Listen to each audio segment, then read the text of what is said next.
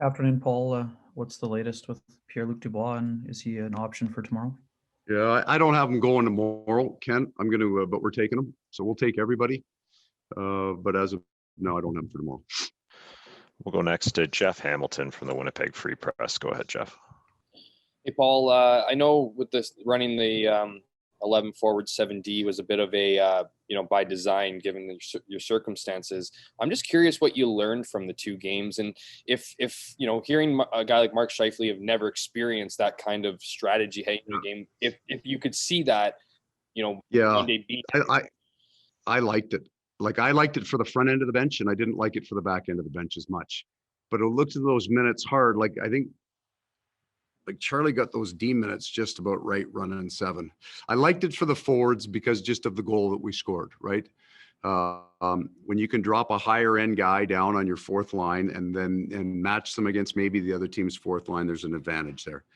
But you can run that 11 concept with 12 forwards, right? It just shaves some minutes off somebody on that fourth line.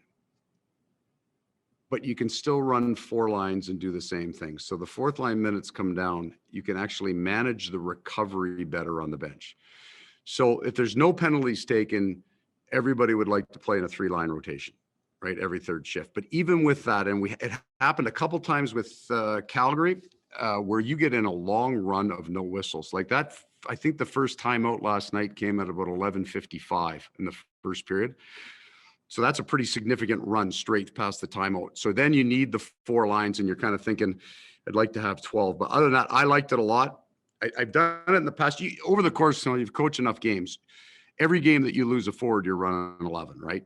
And in those games, I liked it. I like it when you're not running back to back.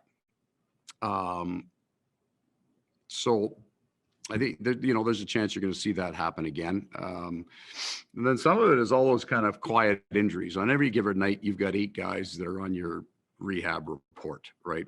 And sometimes it's more that they're dealing with something that you're obviously not telling people about. So sometimes you're going to run 12 forward just because you got some question marks, or having 7D really makes sense because you got 2 guys you're a little bit worried about in your lineup. So that's the other reason why you would do it. But that's an exceptionally long answer too. I liked it. We'll go next to Paul Friesen from the Winnipeg Sun. Go ahead, Paul. Thanks, Gregor. Hey, Paul. And Nikolai Ehlers was telling us that the Oilers are a fun team to play. And it just makes me wonder if maybe some teams are less fun. And is that sort of, as a coach, would you wish that was more consistent, that you guys just played your game and it didn't matter who you were playing? Or no, is this? I would give you what I'd like to think is a really good answer. If we weren't playing Edmonton next, right? So you got to be careful what I say because it's going on the Edmonton. Well, yeah, we love playing, So the game last night, the game that Calgary plays, Arizona, the new Minnesota, there's a real defensive mindset first to their game. And they also very, very quick, and they're going to get on the puck. So there's not a lot of room. Right. So Nikolai Ehlers, one of the things that you would know about Nikolai is his entry numbers are off the charts. His ability to carry the puck across the blue line and make something is like world class, right? Relative to the rest of the league. He does a really good job with it. And then you're going to play a whole bunch of guys, teams that are going to play. They're going to have 4 guys, maybe 5 guys sitting on that blue line. It's no fun. Right. So it's a grind. It's a 2-feet grind. And so we would talk about that really a lot. Fellas, you're not going to have any fun playing this game tonight. So we might as well just deal with that before the puck drops. Because if you go out and try to make this a fun game, this is going to be a tough night for the Jets. The guys that play like Nicky would like to play against Connor McDavid, it's not because he's easy to play against. It's a style of game. Colorado plays that certain up and down. Tampa Bay plays that. They have so much skill and so much speed. And there is a trade. Like we played a game against Tampa probably last year. It was in Tampa. The expected goals for both teams were over 4, which is like a freak number, right? Most of them are sitting under 2 and 2 maybe, and it was chance. Well, goalies hate it, coaches hate it, forwards love that stuff, right? So there are teams that are way more fun to play against. That doesn't make them easier to beat. They're just more fun to play against. We'll go back to Ken Weed from Sportsnet. Go ahead, Weaver. Paul, you talked over the last couple of weeks about how it's a good time to test out a couple of different combinations. What are you hoping to see from this formulation of your top six here? So there's a whole bunch of good things going on for me with the Jets up front, and even with like not just the top six, like Mason Appleton's game right now, like it's defined. He is on the puck. He's an incredible forechecker, puts tremendous amount of pressure on the play. So that lets me to look at Lowry and Appleton as a pair. And now Matty Perreault, who statistically it wasn't great when Lowry and Perreault were playing together. I know Perreault's on his offside, but now it's a pretty darn good line for us.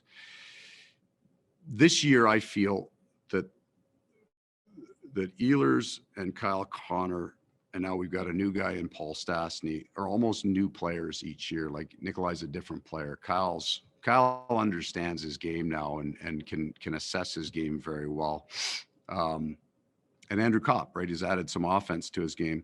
So I would say I'm still learning about what might be the best combinations. I also would love to be able to get to the point where I had more than one answer to it. You go back to Paul's question about different styles of game, to be able to go into Edmonton, move one piece around. Now your lines look a little bit different because of the matchup, and have that be a real positive thing. So a lot of times you make adjustments because, you never adjust something that's really working well for you. You make adjustments because you don't like something.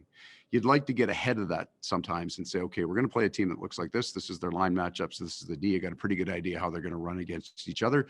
We flip one guy, we look different. And being on the road and being at home, we're getting to an age of maturity, I think, with our forwards that we're going to be able to do that. And I'd like to experiment with it. We'll go back to Jeff Hamilton from the Free Press. Go ahead, Jeff. Paul, when it comes to Pierre-Luc Dubois, can you kind of help us or kind of explain what happened between Friday and Saturday? It seemed like you were. Yeah, I mean, I'll tell you exactly what happened. The game ended. He went in and got some minor treatment, not on an injury, just, the normal feel good, left the rink feeling good, came back on the ice, came back out the next day, got on the ice, and something wasn't right. So we were just hoping it was going to loosen up. So he didn't feel like there was no, we call it a mechanism of injury. There wasn't necessarily an event that bothered him, that he came to the bench sore. It's just something that wasn't right when he got out in the ice. We looked at it. We got a little bit of a problem. We're not sure exactly how long it's going to be. It might be a couple of days, might be a few more days than that. And that's the God's honest truth. I was just curious about the quarantine part. Like, is it related to him being off for 2 weeks? No, this is a physical ailment, non-COVID related. Final question to Ken Weed from Sportsnet. Go ahead, Weed. Paul, you mentioned yesterday that Blake Wheeler looked right. What impact was getting him the double shift? It was the best he skated probably in a couple of weeks. Did that was that part of it? Was the extra ice time, or no? Which was the chicken and which was the egg there? The egg was, I can't tell how I should. Whether would that be a metaphor or an analogy? That doesn't work in this situation. Which came first? Like, he's feeling right. I thought the last couple of games his power is good and he's on it. So he can play center ice, and I don't want to continue. If it's Mark Scheifele that goes every second time, then I'm at 30 minutes with the guy, and I don't want to do that. So I moved him down into that spot. He's back, powerful, feeling good.